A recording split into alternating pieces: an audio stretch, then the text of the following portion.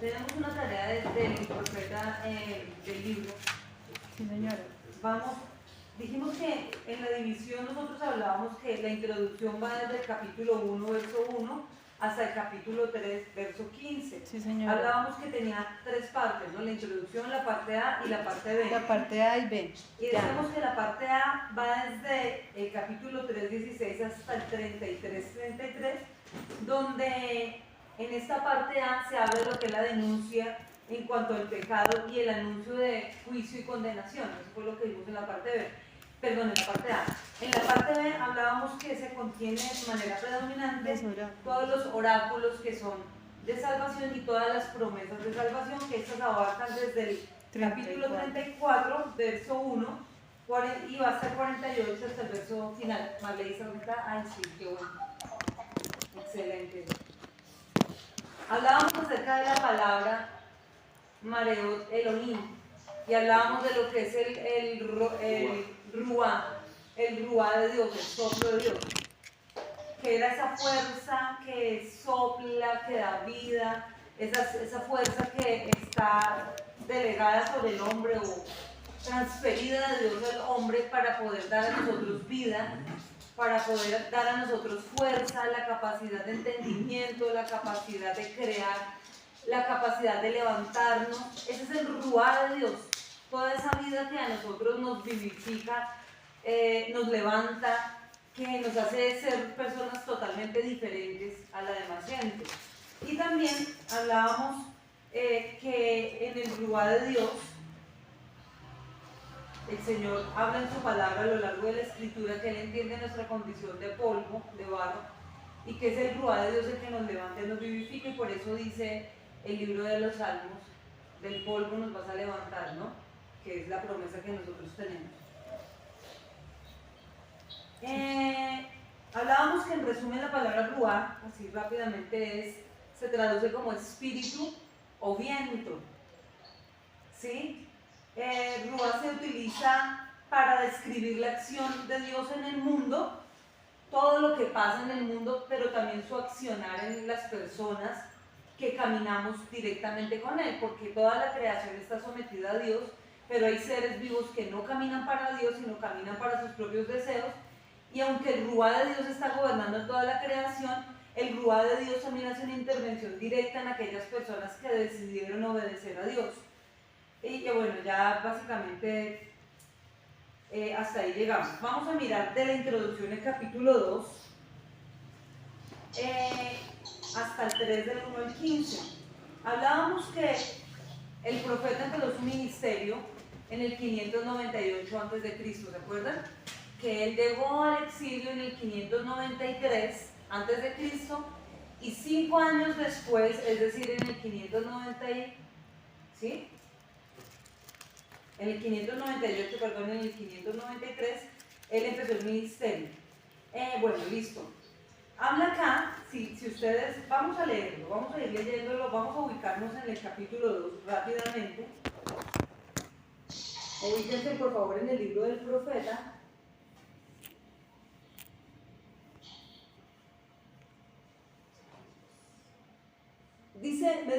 Me dijo, hijo de hombre, ponte sus pies y hablaré ponte sobre tus pies y hablaré contigo. Acá habla de que la situación para el profeta en el momento que tiene la revelación o este encuentro con Dios, él está en una situación de ¿qué? Postración. Él no está incorporado, es decir, no está de pie, está humillado. Entonces, esto nos muestra cómo una actitud de reverencia delante de Dios, de respeto delante de Dios, una actitud de postración de cualquier persona que tiene un llamado hecho por Dios, como lo somos cada uno de nosotros.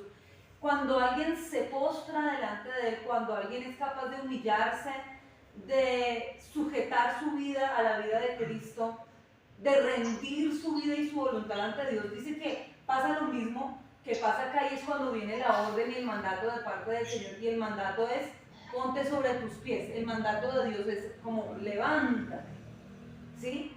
La Biblia dice levántate. ¿Qué es lo que habla la Biblia acerca del que está durmiendo? Y dice levántate. Tú que duermes. Dice, luego de esto dice que Cristo alumbra o la luz del Señor. Marlecita, ¿puedes poner en silencio tu teléfono, por favor? Es que se oye interferencia. Gracias. Entonces, levántate tú que duermes, o despiértate tú que duermes, y te alumbrará Cristo. Hablando de un estado de dormir en cuanto a la parte espiritual, un estado de estancamiento. Entonces dice aquí, en esta situación propia del profeta, él está postrado, él está en una actitud de reverencia, está en una actitud de respeto, y esto hace que sea el mismo Espíritu de Dios el que levante al profeta. Ahora, vamos a mirar algo.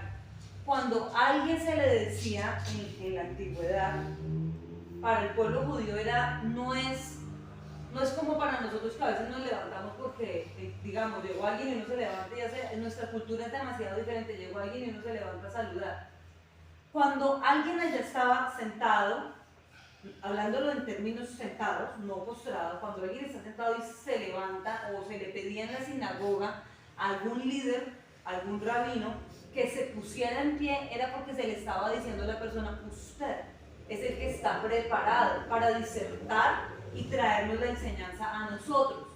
Cuando se le dice a alguien que está postrado, cuando alguien está humillado delante de Dios, y es el mismo espíritu, no los líderes de la sinagoga los que han mandado a levantar a un hombre, sino es el mismo espíritu de Dios el que manda a levantar a una persona, esto está diciendo que de parte de Dios le está diciendo al profeta, usted está preparado. Esto nos indica a nosotros algo, y es que cuando nosotros nos humillamos delante de Dios, cuando nosotros andamos en esa actitud de dependencia, de postración ante Dios, el mismo Espíritu es el que nos levanta a enseñar o nos da la orden de levantarnos, porque es un mandato. Levántate. Es una señal de autoridad y preparación. O sea, es un mandato. En ningún momento, por favor, levántate. O el Espíritu no, en este momento el Señor le da una orden, levántate, ponte de pie. Le está diciendo el Señor, tú estás preparado y tú tienes la autoridad para hacer esto. También dice que él en sí mismo no tiene la fuerza suficiente para levantarse. Ustedes ven ahí, yo pienso que ustedes tuvieron les voy a escuchar un poquito. Él no tiene en sí mismo la fuerza para levantarse. Y entonces acá es donde nosotros entendemos que Dios es el único que es capaz, a través de su Santo Espíritu, de obrar en nosotros, de operar para levantarnos cuando nosotros no tenemos más fuerzas. Es Dios el que nos sostiene, y de hecho si uno se pone a mirar hacia atrás en su vida cristiana, uno dice, yo no sé cómo pude, después de que uno pasa las pruebas, las situaciones complicadas, uno dice, pero ¿cómo pasé por eso? O sea, ¿cómo en ese tiempo fue doloroso? Que uno muchas veces, tal vez uno antes decía, yo cuando me acuerdo de este momento duro me voy a reír más adelante, pero no siempre pasa eso, ¿saben? Hay cosas de las cuales uno se acuerda y uno las recuerda como con cierta nostalgia, de decir, uy, o sea, pasé por todo eso, pasé por tantas situaciones, fue tan complicado en ese momento todo lo que estaba viviendo, y Dios mío, o sea, pensé que no me iba a poder levantar, pensé que hasta me iba a morir, pensé quedarme tendido, pensé que me iba a quedar postrado, pero fue la mano del Señor la que se extendió sobre mi vida y me levantó. Y uno mira hacia atrás y uno dice, ¿cómo? Yo me acuerdo que Daniel Berríos al comienzo nos decía, unos chinos, uno todo afiebrado, les digo siempre, a pesar de, Señor, te serviré y pase lo que pase, estaré uno chinito, pues un mocosito que no sabe nada de la vida, que no ha tenido que pasar procesos, que uno las pruebas de uno eran tan pequeñas comparadas a las cosas que luego más adelante uno pasa. Mi mamá me pegó, mi mamá me regañó, mi mamá me dijo que me fuera a vivir a la iglesia, o sea, cosas como que uno peleaba con mis hermanas, cosas así, que uno dice, son un mocoso, uno no tiene todavía ni que sostener una casa, ni hacer una responsabilidad sobre su vida, ni sobre otros, ni responder por tantas cosas, uno un mocoso allá todo quebrado llorando en la presencia de Dios. Uno muchas veces, lo puedo decir con autoridad después de que han pasado casi 30 años, Muchas veces uno muy emocionado y muy emocionalista, uno hacía pactos. Y finalmente Daniel nos decía, ustedes no saben todo lo que viene en la vida cristiana, porque si ustedes vieran ahorita en una película, en un video acá, todas las pruebas que van a tener que enfrentar por seguir a Cristo, tal vez muchos preferirían irse atrás. Él nos decía eso. Y yo decía, uy, no, tampoco. Aunque todos te negaren, yo no te negaré. O sea, uno como que dice, no, ¿cómo así? Tampoco. Pero luego ya cuando uno, como el progreso del peregrino, uno empieza a avanzar y a sortear determinadas situaciones, determinadas encrucijadas, procesos, problemas, pruebas y tantas cosas que uno es necesario, porque finalmente es necesario, porque ninguna persona, ninguna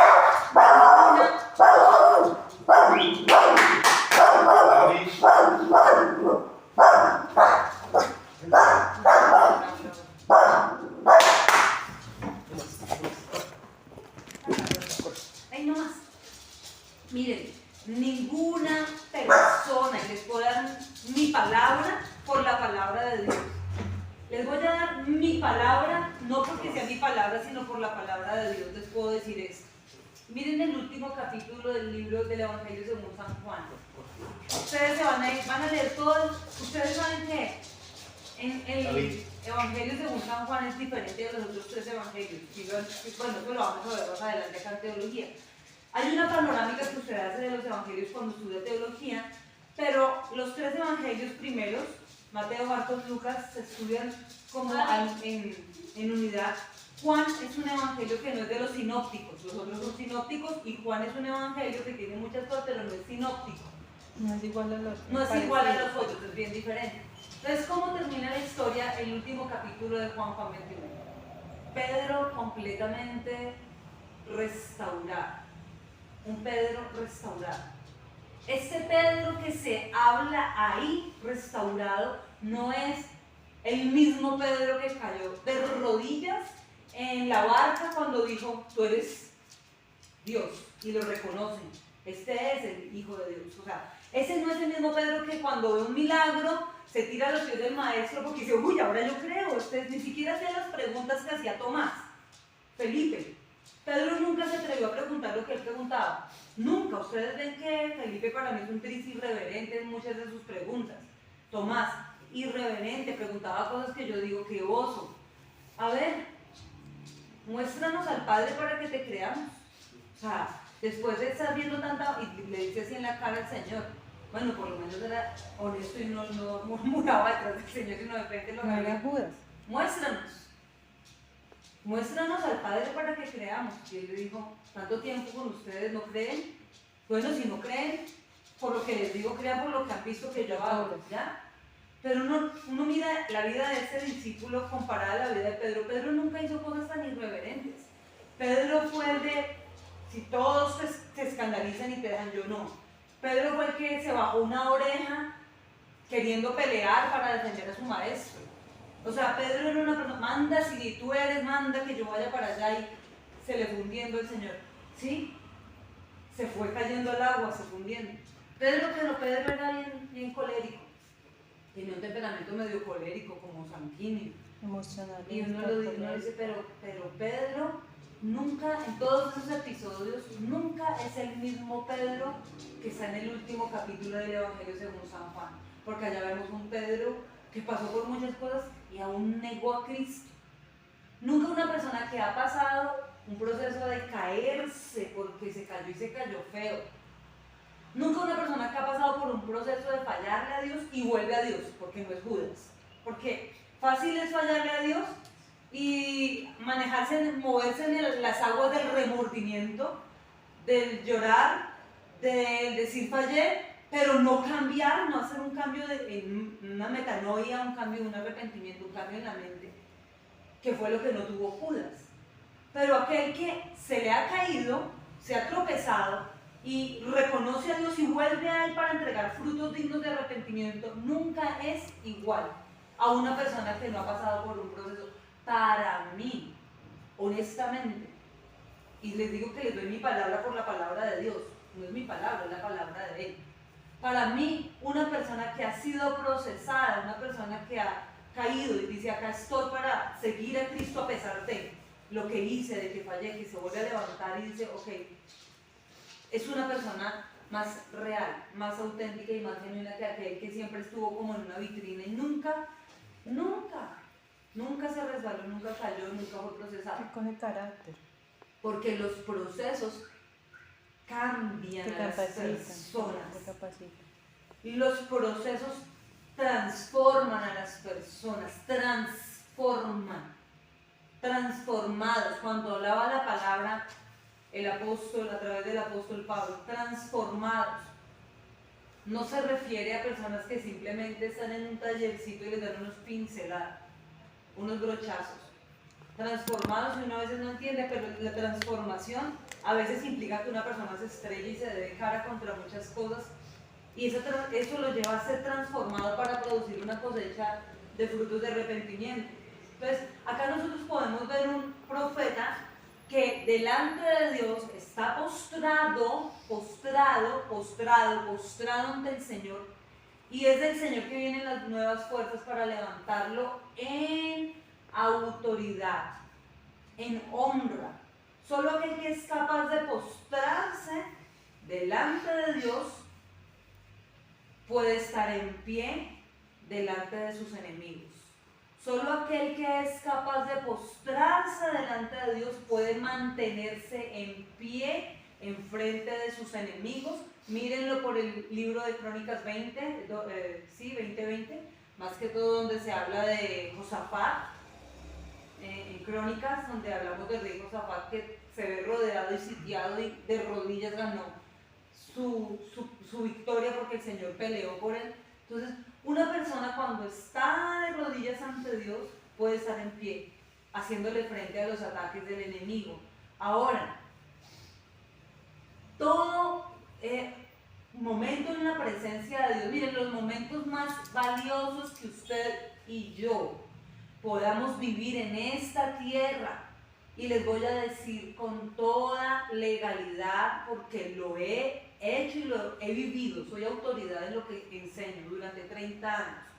Los momentos más valiosos, los momentos que valen oro, los momentos que pesan, los momentos que trascienden, valen porque trascienden a la eternidad. Son los momentos que usted y yo invertimos en la presencia de Dios.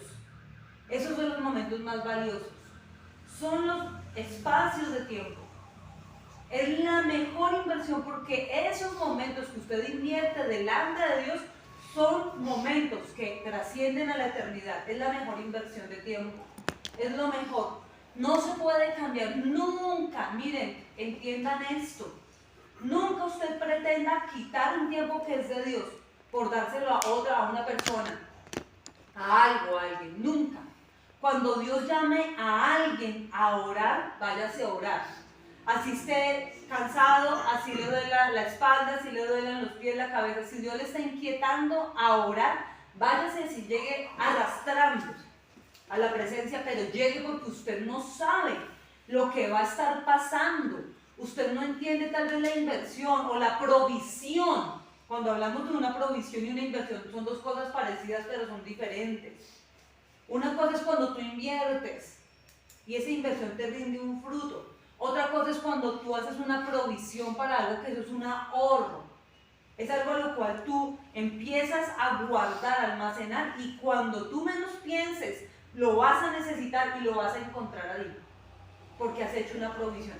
Los mejores momentos, nunca cambien el estar en la presencia de Dios por cualquier cosa. Es más valioso, lo que decía Maribel ahora, tenía que hacer mi devocional y después de que invertí, me aprovisioné, fui donde mi familia. Nunca usted pretenda cambiar tiempos de su familia, por más tiempo de calidad que sea, por más bonita la reunión que sea. Nunca usted le robe a Dios el tiempo que es glorioso y de su presencia por dárselo a su familia. Eso es una mala cosa, ¿saben? Eso no es una buena inversión. Porque a la larga se pasa el momento, se vive el momento, y díganme usted, ¿en qué edificó eso su vida para eternidad? Si en ese momento, en el mismo momento, paralelamente había algo en lo cual usted debería estar invirtiéndose y aprovisionándose, le voy a decir algo, eso estuvo muy mal. Les puedo decir, miren, por autoridad, con la autoridad que Dios me da y con la autoridad que me da a mí 30 años de mi vida, sin quitarle al Señor el tiempo que es de Él ni de su obra, jamás. Salvo cosas de lo que les he dicho, un parto, la dieta, cosas así de alguna situación quirúrgica, alguna posoperatorio, algo así que me deja quieta. Pero de resto, jamás le he quitado tiempo a Dios, a su presencia, a su obra, a su servicio por intercambiárselo, dárselo a mi familia. Nunca en mi vida lo he hecho. Por eso me paro con autoridad a enseñar y a hablar de esto. Porque lo he vivido. Son 30 años que ya pesan. Son 30 años haciéndolo y predicándolo y vale la pena, porque en estos momentos lo que estamos haciendo es invirtiendo en nuestra eternidad, una inversión que los ojos humanos no pueden ver ni palpar, pero que espiritualmente está ocurriendo y haciendo algo, un aprovisionamiento de la presencia de Dios. Usted no sabe cuando Dios lo convoca a algo, a un ayuno, a una vigilia, a una intercesión, usted no sabe lo que Dios está haciendo, por qué Dios lo está llamando, y uno se aprovisiona. Uno simplemente tiene que obedecer a Dios. Entonces, nunca va a haber un tiempo de mayor calidad y de mejor inversión que el tiempo que nosotros pasemos en Dios. Es lo mejor que podemos hacer. Nosotros estamos viviendo tiempos que son... ¿Ustedes vieron lo que pasó hoy también? ¿No vieron lo de ese tornado que es tan devastador como lo que pasó en Marrakech? ¿Cómo es que se llama el otro lugar? ¿Tuviste? En Libia. Es terrible. La misma creación está gimiendo. La misma creación está predicando. Si la gente no quiere entender que esta es la generación que está viendo todas las señales al mismo tiempo, de verdad que hay mucha insensibilidad. Nosotros tenemos que ir al monte y buscar de Dios. Ir para el monte, para el monte, para el monte, para el monte. Dios a cada uno es personal y le dice qué tiene que hacer y que no. Algunos lo llamarán ayuno, a otros a velar, a otros a madrugar más, a otros, aparte de esto, leer más palabra, adorar, añadido a lo anterior, porque yo no puedo cambiar una cosa por otra, ¿sí? Todo esto es muy importante. Dios de manera personal va a pedir a cada uno que haga algo y es necesario que obedezcamos. Redarguye y predica. A mí me predica, de verdad les tengo que decir lo que este animalito hace cuando me ve llegar a la casa. En serio, yo no puedo por la mañana. Eso es algo que a mí me redarguye todo el tiempo. Ver cómo me lame, ver cómo brinca, ver cómo está, yo digo, Dios mío, yo no puedo darle a Dios menos de eso. Pero cuando estoy luchando en mi cama por levantarme en la madrugada cuando es oscuro y mi carne no quiere levantarse a orar, mi espíritu clama por la presencia de Dios, pero mi carne no quiere, porque la carne difícilmente, o sea, a veces uno se levanta y es más suave. ¿Para qué? Hablemoslo honestamente. Y ves que uno dice, no, yo me levanto ya. Pero hay días que a uno le cuesta por la fatiga del día anterior y porque es el cansancio. Es normal que a veces le cueste a uno. Pero cuando yo a oscuras empiezo a escuchar que ya los pájaros, yo no sé desde qué hora cantan, de verdad, en mi casa los pájaros cantan, no sé a qué hora de la madrugada, pero es que eso es una cosa que ya es un código ahí, donde yo digo, no puede ser, es que ya están cantando. Y todo está cerrado, el cielo está cerrado, digo, es que no puede ser, ya están cantando. Es que ya me tocó pararme porque no puedo. Me da vergüenza que los pajaritos se hayan levantado a adorar a Dios con mayor sensibilidad y agradecimiento por su propia vida, que yo ahí con todas las comodidades en unas cobijas calienticas y una cama cómoda, esté ahí como bregando y luchando para levantarme. Yo digo, no, estoy que no doy, pero como sea me tengo que parar. Jesús se levantaba cuando estaba oscuro. Él se levantaba a oscuras, siendo Dios, 100% Dios. Yo digo, en esos momentos tengo como esa provisión ahí en mi cabeza, que cuando estoy luchando me llega todo esto. Escucho los pajaritos y gloria a Dios por los que me ponen en la ventana, porque de verdad me hace sentir redargüida y después me tengo que parar. Gloria a Dios cuando me acuerdo de los textos de que Jesús se levantaba en la madrugada, porque digo, si Él es 100% Dios, se levanta a buscar de Dios a oscuras por su 100% carne, ¿cuánto más yo? que 100% carne más cuánta carne más, ¿sí? Digo, no, me toca levantarme como sea. Y ya, yo tengo mi saco ahí al lado de la cama, ¿no? Tengo el saco ahí, un saco peludito que es el que uso solo para la casa, porque hay ropa que es solo para orar, no para traer a la iglesia. El manto ungido está en la casa. Es un saco que yo tengo solo para orar. Es mi saco de estar en la casa, ese no es de sacarlo ni en la tienda, es el saco de la oración. Sí, y lo tengo ahí puesto y ya de una vez me lo pongo. Porque no se me olvidan las palabras de una anciana pentecostal que dice, me encanta esa señora como predica. Acomoden su carne, acomódenla para que puedan vencer en lo espiritual, sí, porque uno se va de tortura, ¿no? Pongamos más bien frijoles en el piso y nos arrodillamos, platiquémonos. Entonces es todo como medio absurdo, ¿no? Ella dice, acomódense bien para que puedan orar. Si está haciendo frío, póngase un saco, pero salga a orar, póngase algo cómodo que lo ayude a orar. Yo no, porque una vez yo antes me levantaba a orar sin nada en la espalda y eso me entraban unos vientos y yo al otro día decía, ay no, me duele el pecho, Dios mío, siento un frío que me atravesó todo el cuerpo y ya no puedo. Quedaba incapacitada. Y yo dije, no me puede seguir pasando eso después de que escuché a esa anciana que ya lleva tantos años en la vida cristiana. Yo dije, no, voy a acomodar mi carne. Yo tengo ya mi saco ahí, entonces yo le echo mano, me lo pongo, me lo abrocho porque me lo abrocho acá en el cuello y listo, vamos para el monte. Nos vamos para el monte ahora. Porque yo no puedo permitir que esos animales estén cantándole a mi Señor. Yo no puedo permitir que ellos le estén cantando a Él y yo ni siquiera haya tenido la delicadeza de darle gracias por la vida que tengo. Entonces tenemos que tener ese tipo de actitudes nosotros. Miren, es algo que uno aprende de estos hombres. Díganme ustedes si no. Díganme si ustedes leyendo la vida de estos personajes no se sienten tan pequeños. Yo me siento así cuando empiezo a mirar que el profeta le pegaron, lo metieron a la cárcel solamente porque Acab se enojó, porque no escuchó lo que quería escuchar. O sea, uno dice, y aún así él dijo, yo solamente voy a hablar lo que Dios me diga que haga. Yo no voy a decir, diga tal y tal cosa porque todos estamos acá de acuerdo en profetizar eso. Y él dijo, yo no puedo decir otra cosa, yo tengo que decir lo que Dios me diga.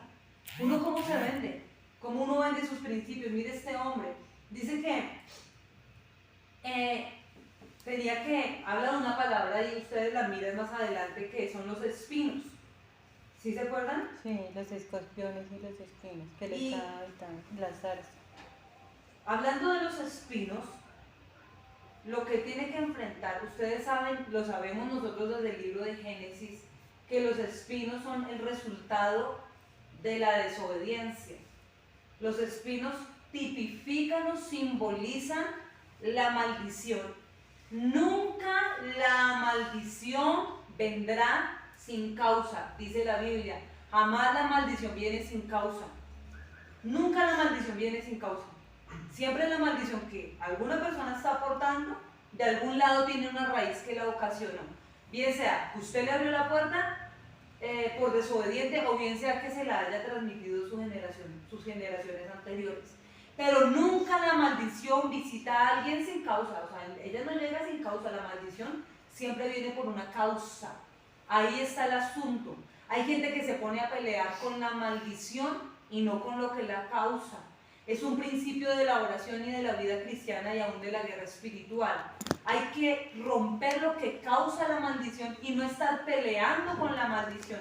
Hay gente que se pone a pelear contra la ruina, hay gente que se pone a pelear contra la escasez, cuando en realidad la Biblia me está diciendo a mí, nunca la maldición viene sin causa. Puede haber una causa que esté ocasionando la maldición.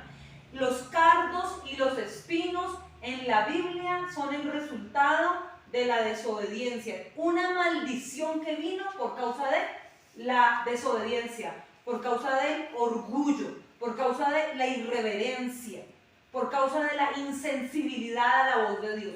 Es lo que tiene que enfrentar el profeta.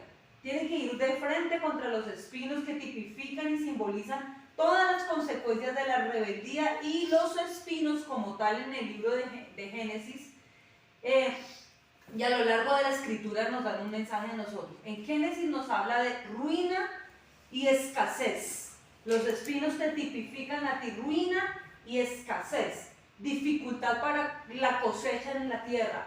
Pero también, si tú lo miras en el libro de ya cuando el pueblo avanza, su travesía hacia tierra prometida, y luego miras Josué, Ustedes saben que el Señor les advirtió, no hagan alianzas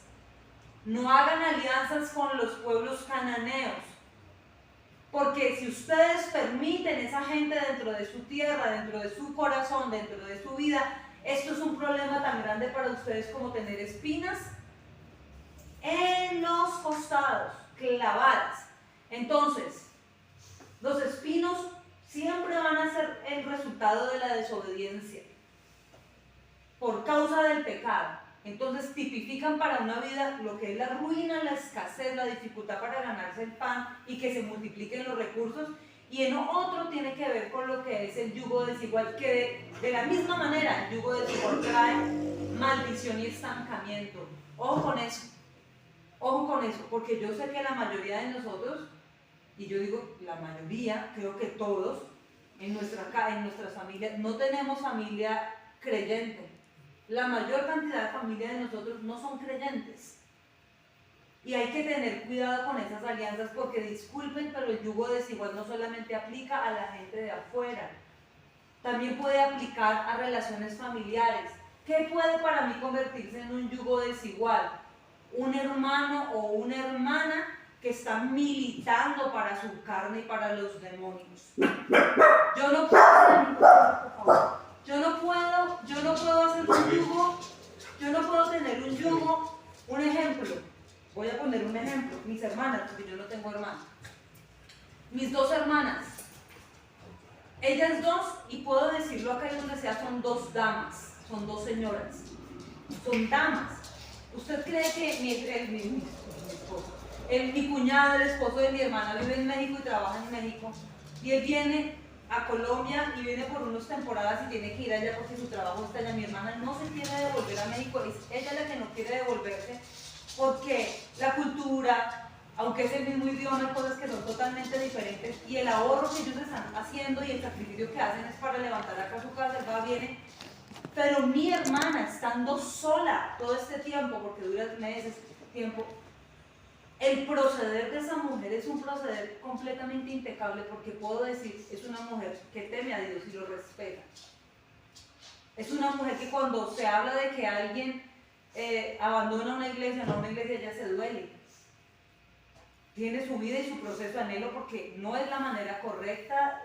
La Biblia enseña de congregarnos y todo esto. Pero siento que en ella hay temor de Dios, hay un respeto. Ella es una persona pura en su accionar. Nunca ha sido una persona de que usted vea por allá en cosas raras y cosas extrañas, como cuentos extraños. Nunca, jamás. Y mi otra hermana lo mismo. Aún así, con todo y eso, ellas jamás van a ser influencia para mí. Nunca. Nunca ellas pueden ser influencia para mí, ni que yo con un consejo, y que les abra mi corazón, y que yo les lleve mis rollos, y que imagínate que... Jamás. Porque es que hay niveles espirituales. La Biblia enseña, el mayor bendice al menor. Es el mayor el que bendice al menor. Los padres son los que atesoran, los que atesoramos para los hijos. Y hay unas jerarquías en el plano espiritual que usted y yo no podemos pasar por alto porque es la jerarquía que tiene el profeta Ezequiel. Hay una jerarquía que usted ya tiene que ser maduro y consciente y entender. A mí me confrontó tanto, recién llegué a la iglesia el hermano de Daniel Roosevelt, cuando me dice, ¿usted cómo está actuando? Y yo decía, yo era una china ahí ridícula que yo no entendía nada de las cosas de Dios y yo pensaba que, o sea, yo no sabía nada, mejor dicho. Pero ese chino era tan radical, bueno, ese señor ahora debe ser un señor, en ese tiempo era un muchacho, otro mocoso, y llega y me pega una exhortada y me llama a un rincón y me dice, ¿usted qué le pasa? ¿Es que usted no entiende? ¿Es que usted es cristiana? ¿Es que usted ya es líder? ¿Es que usted ya no sé qué? Yo decía, Dios mío. Pero miren que esas vaciadas sirven, porque finalmente sí hay unas jerarquías en el plano espiritual. Hay una jerarquía que usted y yo tenemos que no tienen otras personas. Usted tiene que ya entender eso. Hay una investidura que está puesta sobre su vida. Usted no puede abrir su corazón con todo el mundo. Nosotros estamos es para llevar luz, no oscuridad. Hay unos procesos bíblicos. Usted no puede llevarle su vida a todo el mundo. Usted no puede abrir su corazón con su jefe. Usted no puede andar abriéndole su corazón a sus vecinos. Usted no puede... Usted no puede andar porque es que el hombre o las personas son amos de lo que se guardan y se callan y son esclavos de lo que dicen. ¿Por qué lo dice el argot popular? La Biblia también lo dice porque la gente se enlaza con los dichos de su boca, cuando usted no, es que mi situación es compleja, no, es que ha sido duro. Usted de tanto estar declarando y declarando, mire, pilas con esta cosa porque esto es un arma de guerra que es impresionante. No, esto es tan duro, no ha sido difícil, no, es que complicado, no, es que si usted supiera, no, es que... Cuando una persona todo el tiempo está declarando y declarando y declarando y hablando como profeta de Dios que es, y no entiende que en esa boca hay vida y hay muerte y no la usa con autoridad de Dios, ni con unción ni con llenura, sino de una manera carnal, entonces lo que está atrayendo sobre su vida es justamente los espinos que se convierten en unos heridas en el costado que no dejan avanzar ni respirar a nadie. Usted no puede esclavizarse con todo lo que habla, uno no puede andarle contando su vida a todo el mundo. Si uno tiene que hablar con alguien, uno busca un rango espiritual mayor al que uno tiene. Uno tiene que ser ministrado, pero uno busca un rango espiritual mayor, nunca un rango inferior, porque de una misma fuente no se pueden producir dos aguas, y cuando una persona no tiene a Cristo, no tiene agua para ti. Son tierras sin agua, son tierras sin fuentes. Hay tierra que no tiene fuentes, hay tierra que no tiene ríos, hay tierra que no tiene agua propia. Hay tierra que tiene agua que le llega de otros lados, del acueducto, qué sé yo. Pero hay tierra como tal que no tiene agua propia. ¿Con qué hace uno en un peladero? Buscando agua. ¿A quién se le ocurre con sentido común pararse en un peladero a buscar agua? Es imposible. Usted no tiene que abrir su corazón con personas que no tienen nada de autoridad para enseñarle. Entonces yo digo, en el caso de mis hermanos, uno no tiene por qué andar, digamos, les hablo, comparto lo estrictamente necesario, lo que es necesario. Pero si yo viera que mis hermanas, alguna de ellas, me dice, vámonos de compras, acompáñenme a buscar tal cosa que necesito, que lo hacen a veces cuando están acá en Colombia, pero yo viera que son viejas, que andan buscando tipos, que andan militando para el mundo, que les gusta más el trago que la comida, que andan en esa seducción jezabélica, que les gusta mirar manes, que andan mirando hombres aquí, que no pueden dejar sus ojos quietos, que andan hablando todo el tiempo cosas de la carne, militando para la carne. Yo diría, Carolina, Paola, es que hasta en su manera de vestir son tan recatadas y tan pudorosas, son tan prudentes, que yo digo, no, yo me voy a comerme un helado, a comprar ropa, a acompañarlas a comprar maquillaje, lo que necesiten. Es que son damas, son señoras. Hasta su aspecto mismo es el de gente decente. Ahora, por mucho que yo las amara, si me explico, por mucho que fuera mi hermana, yo la amo, pero si anda militando para la carne, es una vieja que fuma, toma, trasnocha, que le gusta más la farra que lo que sea. Digo, no, espérate, porque es que tú no tienes cómo traer cosas buenas sobre mi vida, yo no puedo hacer eso. Y esto lo aplicamos, pongo el ejemplo de alguien cercano, pero esto lo aplicamos a todo el mundo. Compañeros de universidad, compañeros de trabajo. Este principio, no sé si ustedes digan, no creo que no, pero hay un filtro, yo les he hablado mucho de un filtro, yo tengo que mirar y examinar esto, o este alguien o esto me acerca a Dios. Si esto o este alguien me acerca a Dios, bienvenido. Si no, simplemente son espinos. No sé si me están entendiendo en el contexto de lo que estamos mirando apenas. Sí, claro. Sí, señor. Por favor. Porque los espinos traen ruina. Y el yugo desigual, de igual manera, el yugo desigual trae ruina, trae escasez. Yo no creo que ninguno de nosotros quiera manejarse en esa agua, nadar en esa agua, porque no fue a eso a lo que Dios nos llamó. Él nos prometió una vida abundante. Luego dice que los escorpiones, cuando usted se pone a mirar los escorpiones, dice que la picadura de un escorpión produce dificultad para respirar, espasmos, sacudidas musculares, movimientos inusuales de la cabeza, el cuello, los ojos. Cuando una persona es picada por un escorpión, dice que pierde el control muscular. Yo no sabía eso. entra en shock, todo su sistema nervioso se colapsa, la cabeza empieza a moverse de un lado para otro, la cabeza pierde, o sea, la persona pierde dominio de sí misma. La picadura de un escorpión te saca a ti de tu nivel de autoridad y te pone a merced de los efectos de la picadura de un escorpión. La cabeza se empieza a mover sola, los músculos no te responden, los movimientos no son naturales, empiezas a tener dificultad para respirar. Y si hablamos del ruá de Dios y que el ruá es el neustos y que es el aliento y la respiración y la vida, cuando alguien se enfrenta a la picadura de un escorpión, lo que tiene que enfrentar es justamente eso. Y lo peor es que la picadura como lesión no es algo grave, ¿saben? Yo no sabía eso tampoco. Pero cuando usted estudia esto, usted mira en todos los escritos, la mayoría de escritores, los Biblias que tienen comentarios, explican de que la picadura de un escorpión no es tan escandalosa. La picadura de un escorpión no hace una laceración y una herida así, solo es un piquete. Es un pequeño piquete, o sea, si uno quiere tratar solamente la herida de la picadura de un escorpión, es algo que es muy mínimo, es algo que no tiene nada que ver con todas las consecuencias que trae. Fíjense ustedes lo que le está hablando el Señor al profeta, que les quiero decir es lo que el Señor nos está hablando a todos nosotros hoy. No es una herida como tal escandalosa, porque hay heridas que son escandalosas y son llamativas.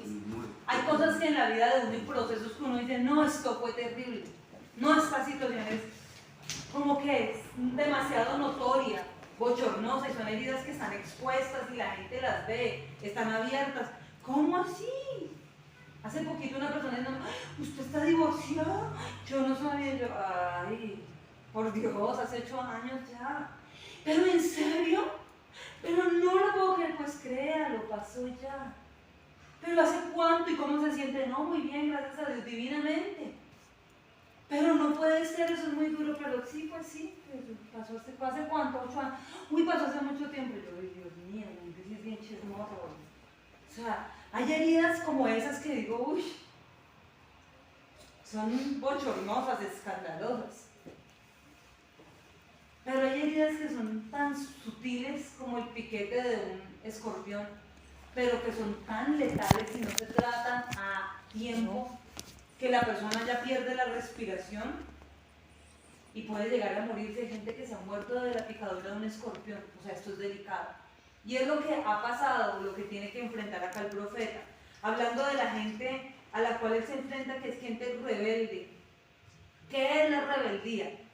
La rebeldía, según la palabra de Dios o el significado bíblico, es la actitud de una persona que es desafiante y se niega a obedecer. Es una actitud desafiante.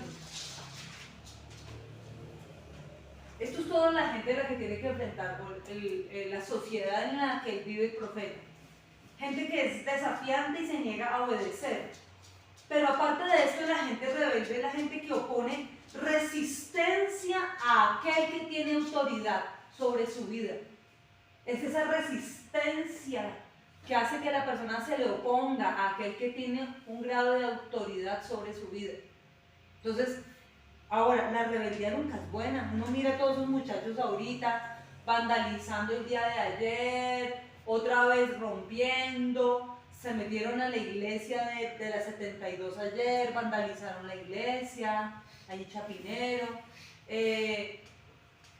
rompieron carros, vandalizaron buses. Yo digo, ¿hasta qué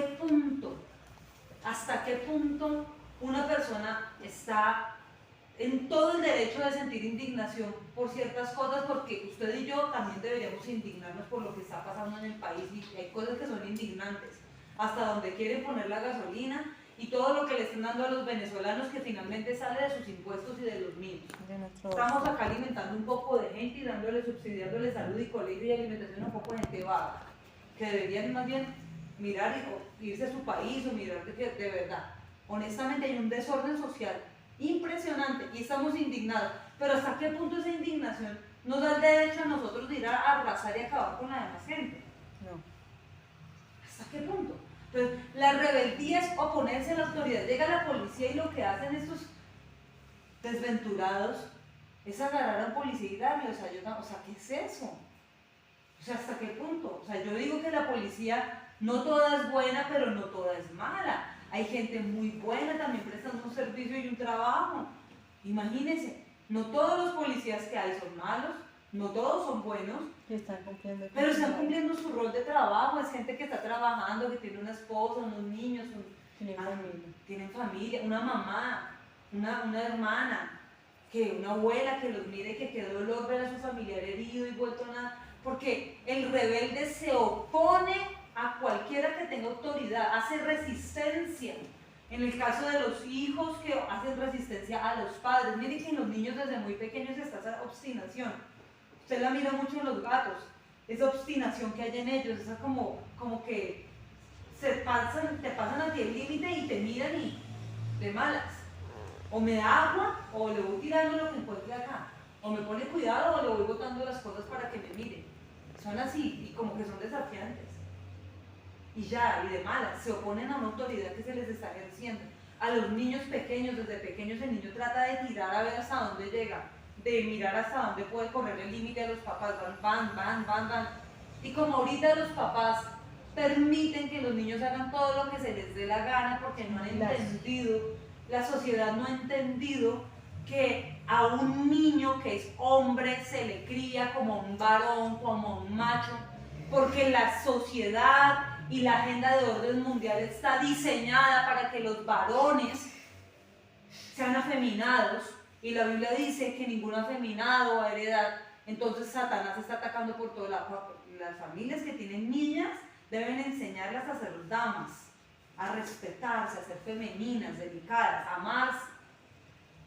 Y las familias que tienen niños tienen que enseñar a los niños a ser machos, varones, fuertes, no que anden lloriqueando, haciendo pataletas, tirándose en la calle, agarrándose en la tierra. Los ve uno los chinos ahí en la calle, tirados en el piso, llorando, revolcándose, con la cara llena de mugre, la ropa llena de mugre, haciéndole pataleta a la mamá, haciéndole pataleta al papá.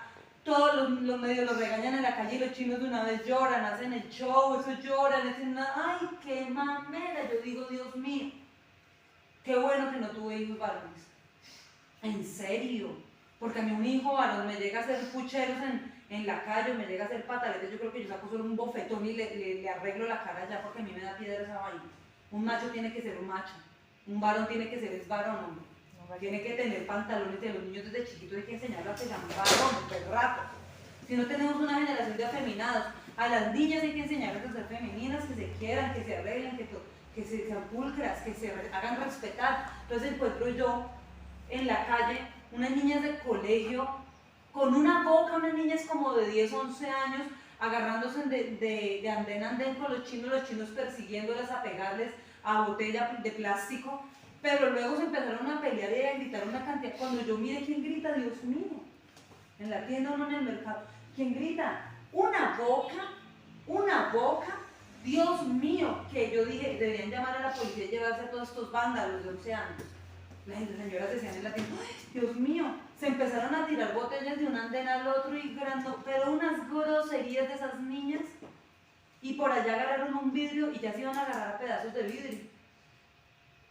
De colegio, no les miento, niñas de 10 años, 11 años, no superaban los 11 años, así como la de Matías y de Juan David, de esa edad, niñas de esa edad, y los chinos correteándolas, en un andén iban los machos y en el otro las mujeres, y una boca, y esas chinas corrían con esas faldas, pero unas ñeras completas, qué mujeres tan bajas. Yo digo, esas niñas, díganme de que unos años van a salir embarazadas, como dirían en República Dominicana, preñadas, van a salir embarazadas. Criar niños ¿en qué? ¿Bajo qué parámetros?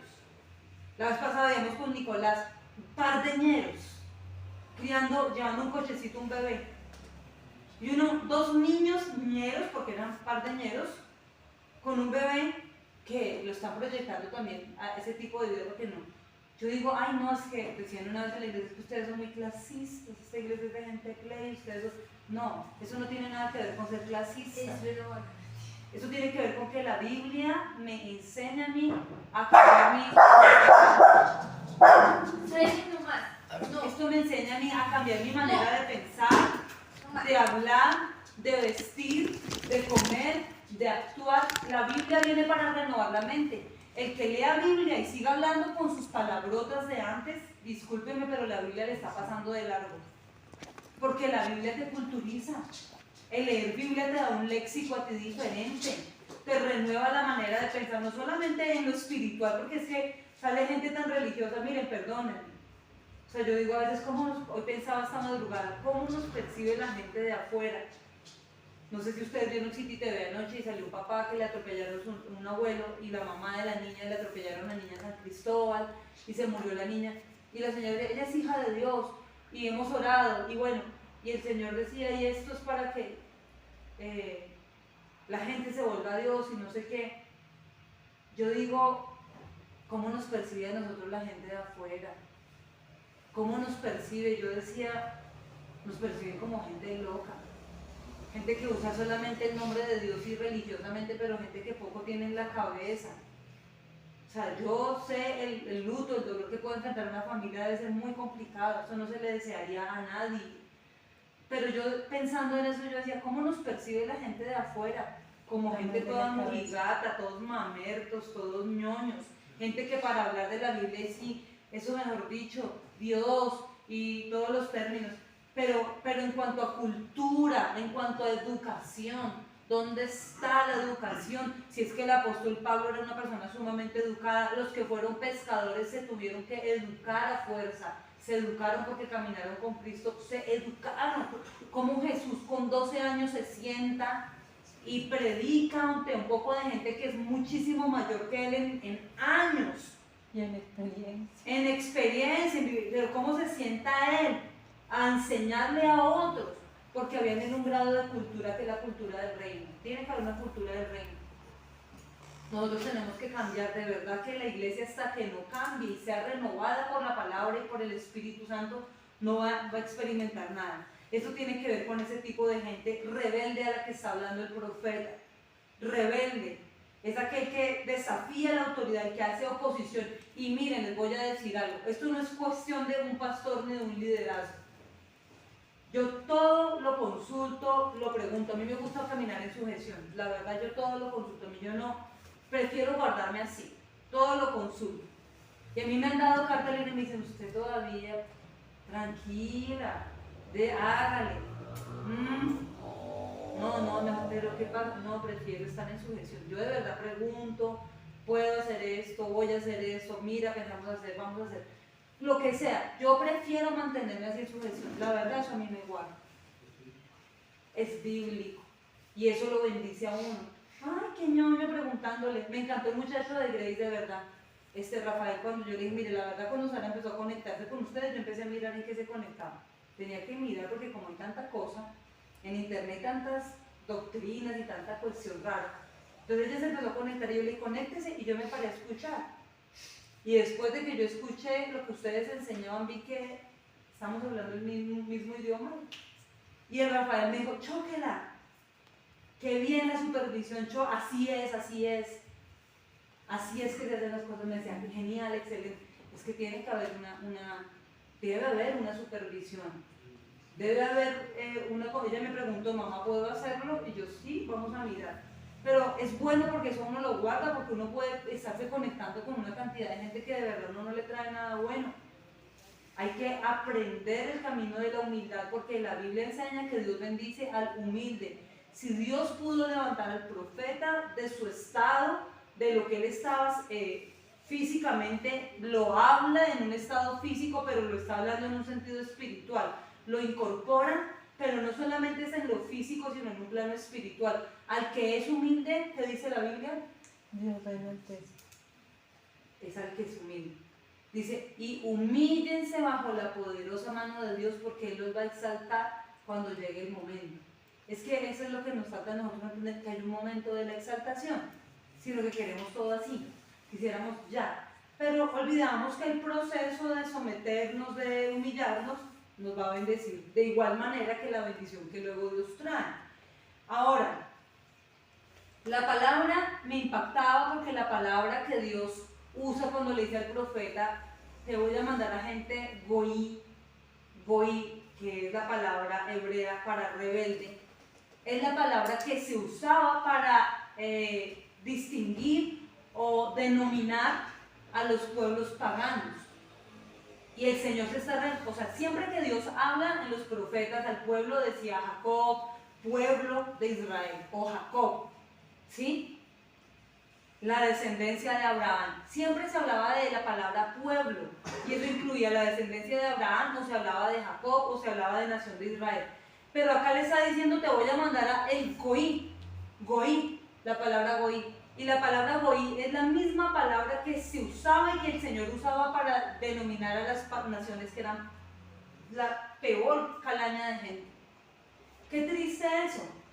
Qué triste cuando ya dentro de... es una nación apóstata, porque el problema es que ellos no es solamente que están actuando mal. El problema es que ellos están actuando mal, saben que van en contra de lo que Dios quiere o del plan de Dios, pero aún así no se sienten mal de actuar mal. No se sienten ¿sí? culpables. No se sienten culpables. Qué bueno cuando una persona se siente mal por hacer las cosas mal. Qué bueno y qué lindo es cuando una persona puede ir delante de Dios y llorar cuando hace algo mal. Qué bueno es cuando una persona falla en algo y dice, uy, me siento mal. Uy, qué mal lo que hice. Contesté, miré, pensé, me enojé o cualquier cosa que, uy, qué feo, o sea, ¿por qué soy así? Qué bueno cuando eso pasa. Qué buena esa tristeza. Es bueno sentir que lo malo es cuando una persona empieza a nadar en la corriente de goí y no se siente mal. Qué mal es cuando una persona está metida en su trabajo y escucha que a su espalda están diciendo chistes vulgares en el colegio, en la universidad, hablando doble sentido, y el cristiano a veces no se ríe, a veces se le suelta una risa, y en vez de condenar o sentir celo o indignación por lo que está pasando, o lo pasa por alto o se congracia con la gente que está haciendo mal. ¿Sí? O sea, eso ya está mal cuando una persona no se siente mal por algo que pasa o que hace. Ahí simplemente la persona está mostrando que le falta el Espíritu Santo en su vida. Luego dice que esa misma palabra se le compara en el libro de Samuel con lo que es brujería y paganismo. Entonces, la rebeldía no es solamente hacer oposición, la rebeldía no es solamente resistirse, la rebeldía no es solamente desafiar, la rebeldía no es solamente que Dios diga que es como un pagano o un apóstata, la rebeldía es igual al pecado de brujería y hechicería. O sea, de verdad que la rebeldía es uno de los peores pecados que existen. La rebeldía te lleva a ti a ser autodestructivo. Ojo con esto. Ojo con esto, porque miren que el apóstol Pablo caminó en la rebeldía. Y lo que el apóstol Pablo estaba haciendo era pegándole patadas a algo que lo estaba hiriendo cada vez más. Ojo con esto, porque si nosotros nos vamos en contra de la autoridad que Dios ha designado sobre nuestra vida, estamos simplemente dándole golpes a algo que nos está hiriendo. Y les voy a decir, eso no se trata de vuelvo y les digo, no es de pastor, no es de líder, no es de mamá, no es de papá, no es de jefe, no. La máxima autoridad que usted y yo tenemos en nuestra vida se llama Jesús, el verbo, la palabra, el verbo, la palabra, Jesucristo, que es la palabra, el camino, la verdad. Él es la máxima autoridad. La Biblia es la máxima autoridad porque la Biblia se llama Cristo. Si usted no lo sabía y el Espíritu Santo no se lo había revelado, pues déjeme decirle que la Biblia que usted tiene, que la ve en hojas y letras a blanco y negro y con algunas partes resaltadas, tal vez en rojo, tal vez algunos comentarios abajo, pero la Biblia como tal es el neustos de Dios. En el principio era Dios, era el verbo era con Dios, y el verbo era ¿quién? Hablando de Cristo, el verbo, la palabra hablar, esa es la palabra de Dios. La Biblia es la máxima autoridad que nosotros tenemos. La máxima autoridad, por encima de cualquier policía, por encima de cualquier jefe, por encima de cualquier padre, por encima de cualquier líder, por encima de cualquier político, por encima de cualquier profeta, de cualquier pastor. La máxima autoridad será siempre la palabra de Dios. Nunca mi obediencia a alguien puede estar fuera de mi obediencia a Dios. Nunca mi amor hacia alguien puede estar fuera de mi amor hacia Dios. Ni mi lealtad hacia alguien puede estar por fuera de la lealtad que le tengo a Dios. Cada cosita en su lugar. Cuando empezamos a darle lugar en nuestra vida a algo o a alguien que no es el lugar, miren, Dios es un Dios celoso.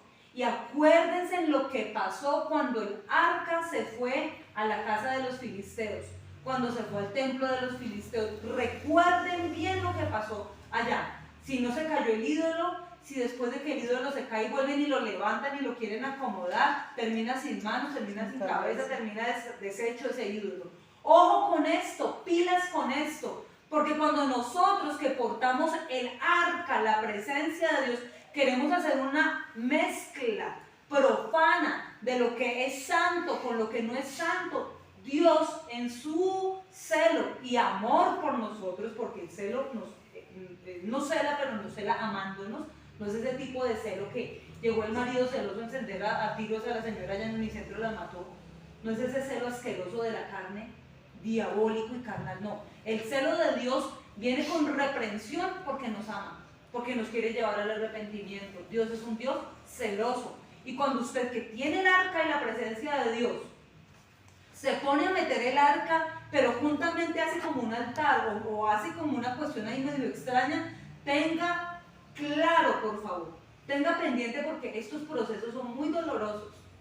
Esto es demasiado complicado para una persona. Tener que enfrentar procesos cuando alguien le da un lugar a otra persona, cuando alguien depende espiritual, emocional, almáticamente, económicamente, inclusive cuando alguien demuestra esa dependencia, cuando alguien le da ese lugar a alguien, cuando ese espacio que tiene que ocupar solamente Dios se le entrega a otro. Dios en su celo para llevarlo nuevamente a él en la santidad, quita manos, bota ídolos, los descabeza, los descuartiza y nos muestra a nosotros que solamente era yeso, como decía Gigi Ávila.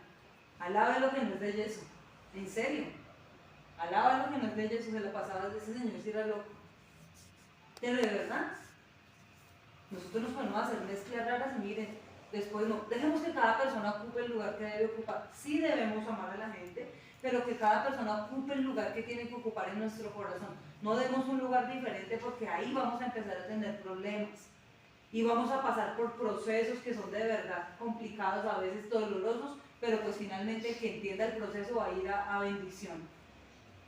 Pero bueno, si podemos evitarlo, mejor evitémonos pasar por ahí, porque es otra cosa. Luego lo manda a comer. ¿Qué es la palabra comer en hebreo? Comer en hebreo no es solamente llenarse. Comer para el hebreo no es llenarse. Comer para el hebreo es nutrirse. Hasta el día de hoy los judíos tienen su marca, su sello kosher. En mi casa creo que solamente hay 2 cosas que son kosher, de resto puro marrano, animal inmundo. Sí, tengo por ahí 2 cosas que son kosher en casa. Productos kosher que compré en Price. Esa gente siempre buscó tener normas de higiene, normas de aseo, pero normas en cuanto al manejo de los alimentos también. El tema para un judío no es simplemente, perdón la palabra y la expresión, tragar. Para ellos era nutrirse. Cuando el Señor manda al profeta a comer del rollo, que se le vuelve dulce, y ustedes saben el proceso siempre de toda profecía, que en la boca sabe dulce, pero cuando llega acá se amarga, porque la espera nos hace muchas veces, ¿pero cuándo? ¿Pero cuándo voy a ver esto?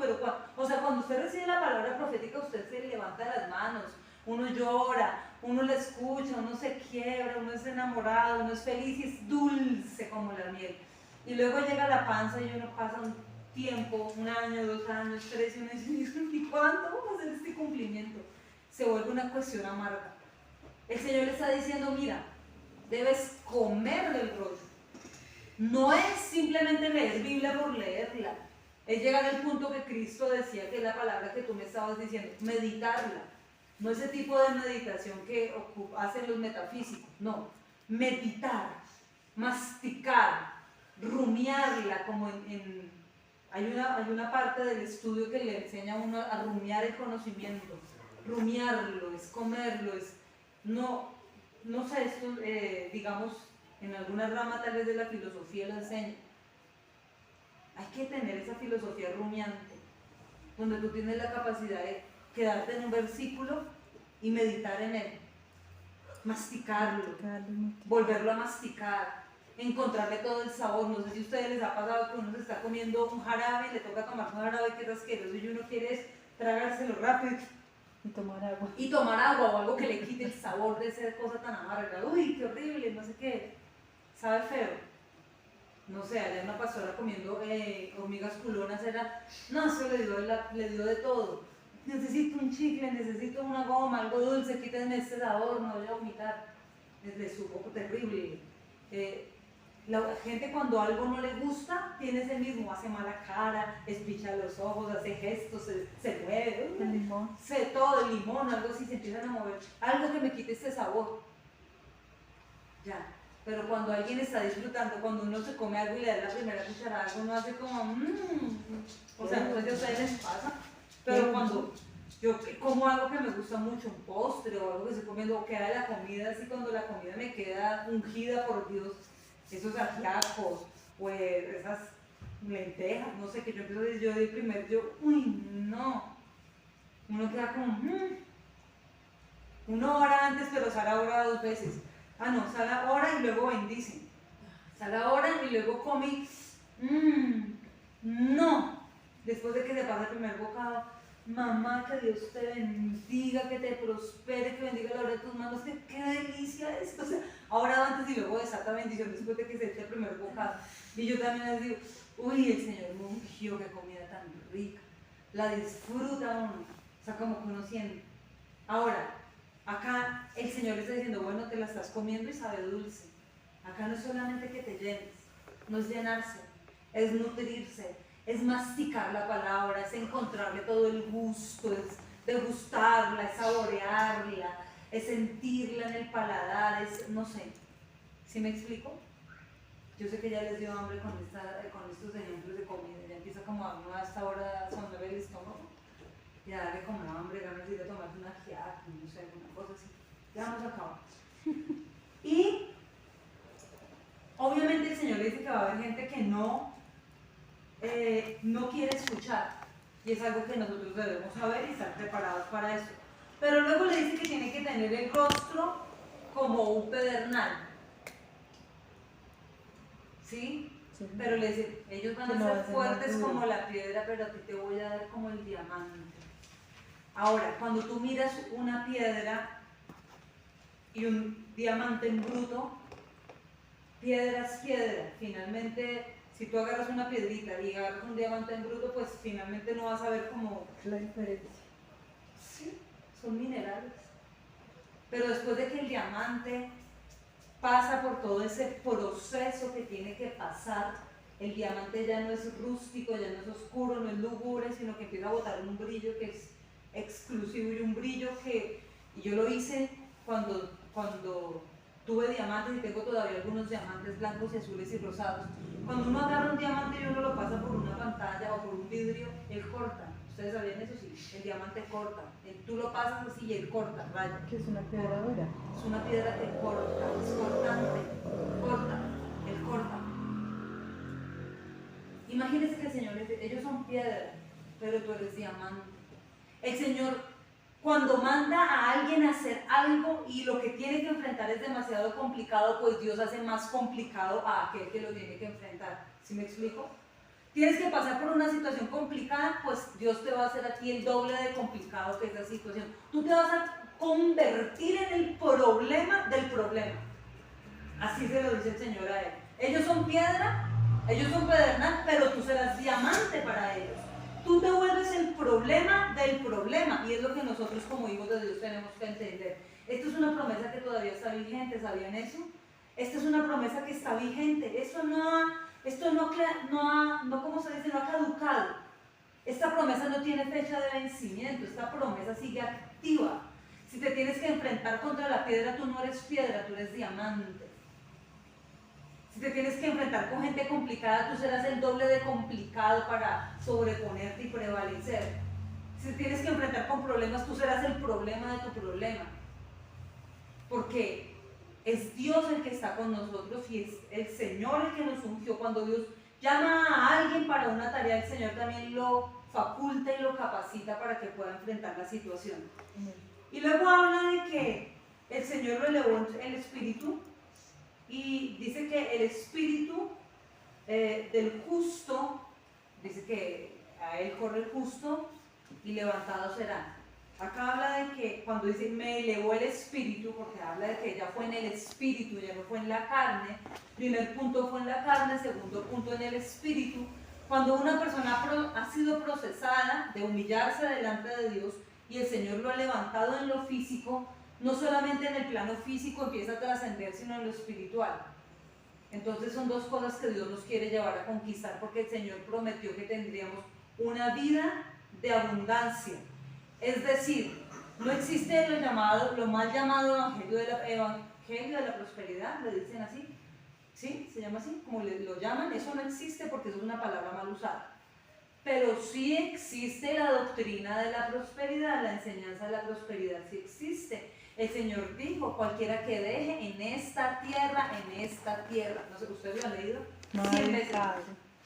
El que deje en esta tierra por mi causa, va a recibir en esta tierra. Y la promesa del reino venidero, pero ustedes lo empezaron a leer en el libro, que tiene un fundamento y un asidero bíblico. Toda promesa de Dios es sí y es amén. El Señor ha prometido bendecirnos económicamente también. Amén. El Señor ha prometido bendecirnos económicamente también. Dice que ni mucho que nos alejemos de Él, ni poco para que pequemos. El Señor nos bendice. Y la abundancia de Dios sí existe.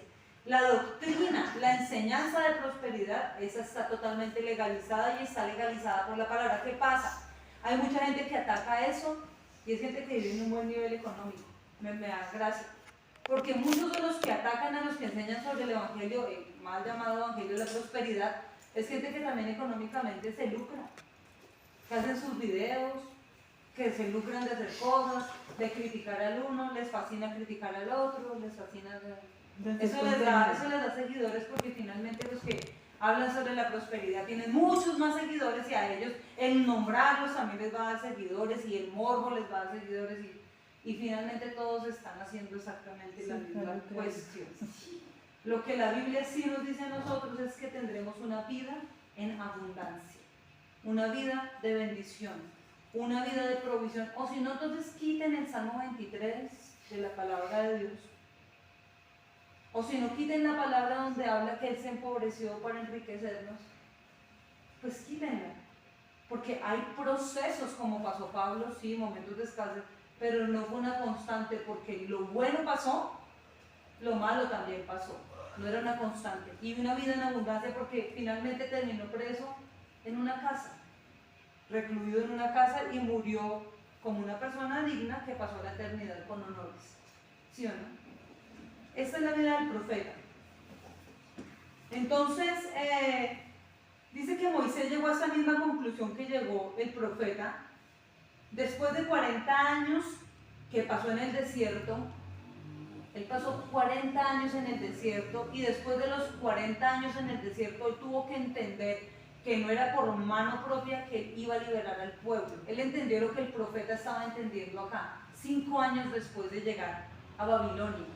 El Espíritu Santo me tomó y me llevó, me elevó, fue el Espíritu de Dios. Moisés, después de 40 años, entendió lo mismo que Ezequiel, entendió que no era por su mano, que no era a través de su fuerza que él iba a liberar el pueblo, sino a través de la presencia del Espíritu Santo. Amén. Amén. Los escucho.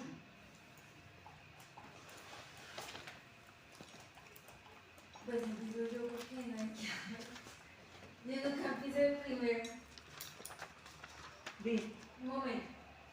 Estaba grabando la clase.